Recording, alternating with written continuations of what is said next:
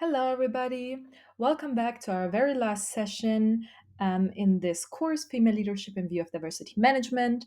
We have learned about diversity management, we have learned about the role of a leader, we have learned about inclusivity, diversity. We have learned about what makes female leaders so special. We have learned about all the barriers that women have to face, the status quo, how difficult it is, but how good it would be actually for organizational success to have a more gender balanced boardrooms and female leaders. Therefore, we have now the case study of Mary Barra, who's the first female CEO of a major automotive company. Therefore, I really would love to show you her impact and her story. First, the table of contents. As always, we have the introduction to Mary Barra's journey, we have key action and initiatives, and her leadership styles and effects. This time, we do not have an individual thought experiment, but I still believe it's very important to learn about Mary Barra. So, the kind of case study hypothesis is that female leadership promotes equitable policies. These policies enhance organizational performance and employee satisfaction. Mary Barra, CEO of General Motors, one of the largest vehicle companies around the world, a very important company, though, for the US. Really, she's an example for all these concepts, in my opinion.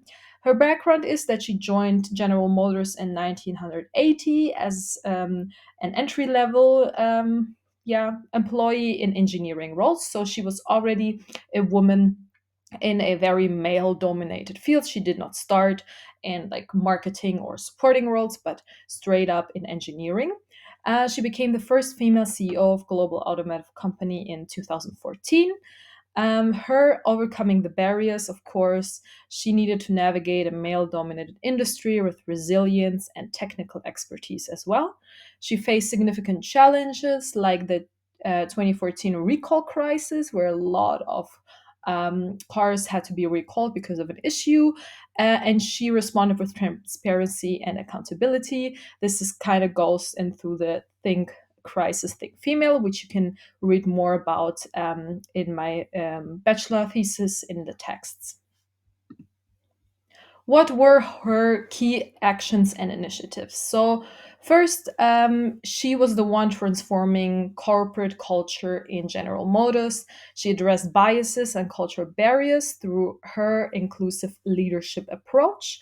She established, for example, General Motors Inclusion Advisory Board to promote diversity. She also had equitable policies, which she launched in mentorship programs, as we learned that is very, very important because a lot of women just don't get access to those mentorship and sponsorship opportunities. So she developed those for underrepresented groups. Um, Her impact, which is the best thing I believe, she increased women's representation on senior boards of General Motors to 30% globally. That kind of goes to show and explains in practice what I've been saying, that having female on board, of course, can lead to this queen bee syndrome, as we discussed as well, that women now feel really protective of their place. But most women will make it easier for next generation of women to come into this company and achieve leadership positions. It enhances trust, innovation, and organizational agility within the company as well. What is her leadership style and what are the effects? I think understanding all those different leadership styles is really important. That's why we kind of covered them all in a chapter before.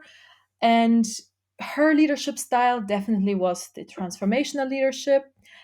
Traits of that, just to kind of uh, remind you, is emotional intelligence, transparency, resilience, and collaboration. She encouraged open communication and team accountability. The strategic benefits were, as you can see, that General Motors had diversity as a competitive advantage. It also improved employee engagement, innovation, and adaptability in a dynamic market.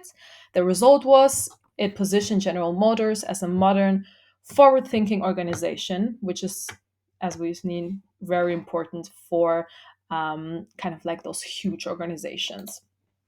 What have we learned?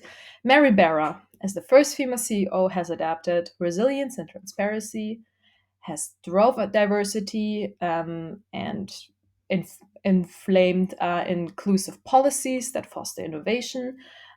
She pushed mentorship, she pushed development, and she had a transformational leadership which promoted the inclusive workplace culture that we all discussed as well. Next up is not an online test, it's more a practical task. It's a social media campaign proposal that I will explain as well when you click on the task. I believe it's not really important here to check do you know exactly what kind of role she entered in or whatever. I think here it's a bit about more, it's really to apply this knowledge that you've gained over all those um, different tasks, different online tests, different chapters. And yeah, I'm really looking forward to seeing all your practical tasks. And thank you so much for your participation and for your attention.